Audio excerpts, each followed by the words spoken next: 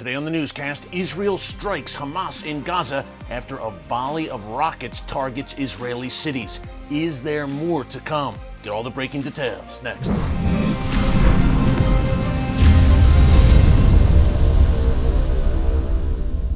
Hey folks, Erick Stakelbeck here. Welcome to the Watchman Newscast. Things are heating up once again between Israel and Palestinian terror groups.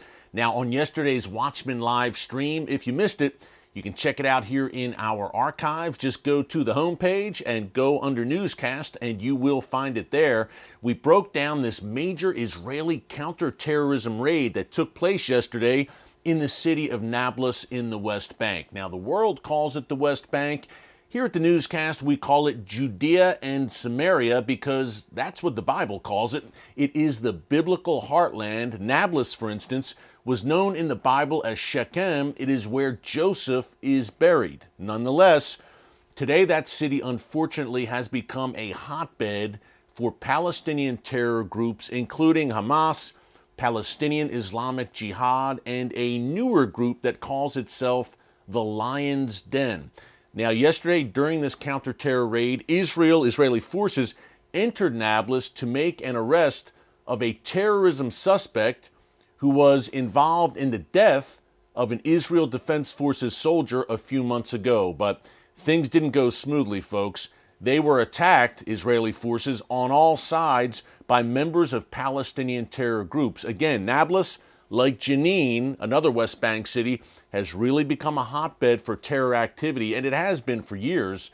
These groups surrounded Israeli forces, opened fire, and a major firefight ensued. Now, at the end of the day, Israel got the suspect. They killed several members of these Palestinian terror groups, including members of Hamas, Islamic Jihad, and the Lion's Den. Over 100 people were injured. No Israeli soldiers were killed or injured reportedly, but things really heated up there, and no surprise, Hamas and Palestinian Islamic Jihad vowed revenge right away. And as we shared on yesterday's live stream, Israel was bracing for a response, namely rockets out of Gaza, where Hamas and Islamic Jihad really have their main power bases. Hamas, of course, rules Gaza with an iron fist. Well, that's exactly what we got early this morning. 6 rockets were fired out of Gaza into southern Israel, targeting the Israeli cities of Sderot and Ashkelon. Now, thankfully, again, no Israelis were hurt or injured in this rocket volley, but Israel certainly was compelled to respond. That's a non-starter to allow your territory to be bombed with rockets. Israel responds as it should, and it struck Hamas military targets, including a naval weapons depot of Hamas and another rocket factory belonging to this Iran-backed terror group. Israel says the strike was very effective and set back Hamas's capabilities. But folks, we shall see. Obviously, this is just the latest flare-up coming out of Gaza over the past decade and a half.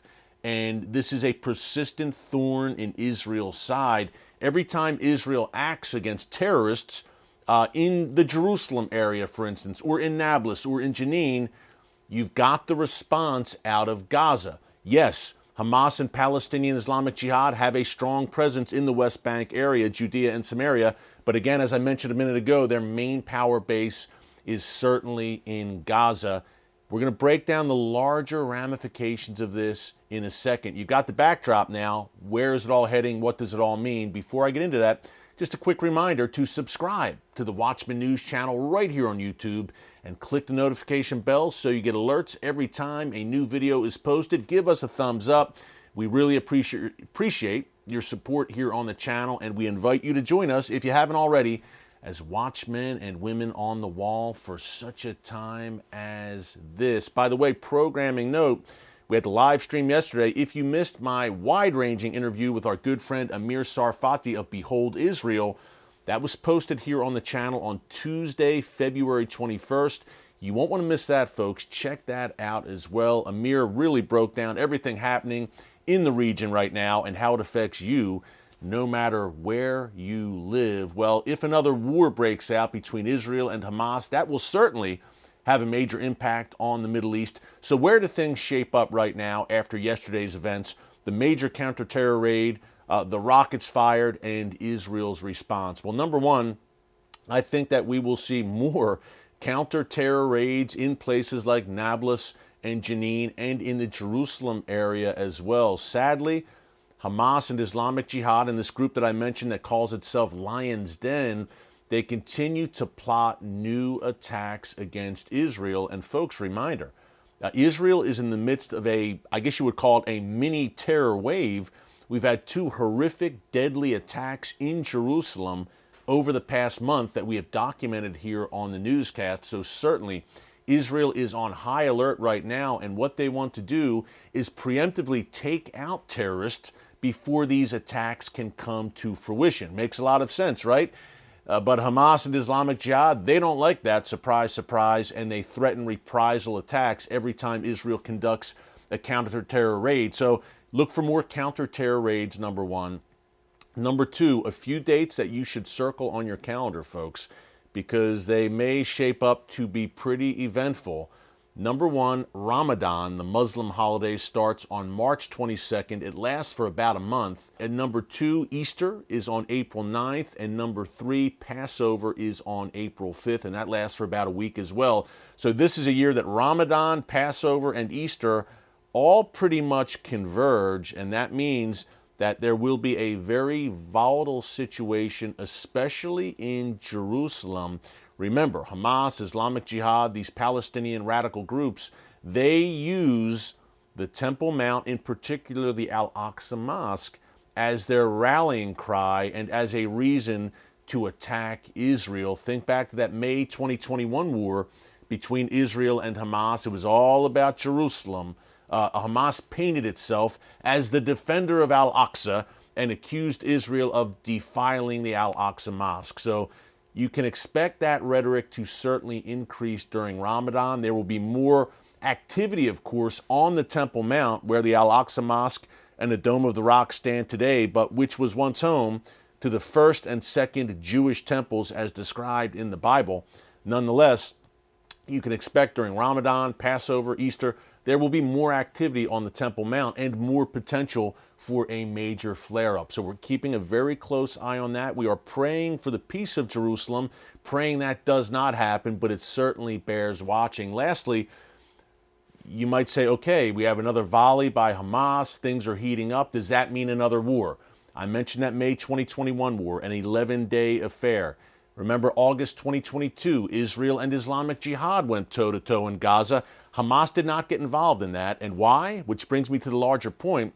Hamas and Islamic Jihad are still licking their wounds from their previous engagements with Israel. They're not quite ready for another major conflict with Israel right now. So what you will see is certainly more flare-ups, but will you see a major showdown between Israel and these Palestinian terror groups out of Gaza in the near future? Never say never, sadly, folks, because things have a way of spiraling out of control in the region. Expect the unexpected in today's Middle East, certainly, but I get the sense that Hamas and Islamic Jihad are not ready for a major conflict with Israel right now. The simple fact is they are steadily rearming. Even if Hamas and Islamic Jihad do not feel quite ready to go toe-to-toe with Israel yet again, if Iran, which is their benefactor, remember, these are two Iranian proxy groups, if Iran says, go act now, do it now, they really don't have all that much of a choice because they,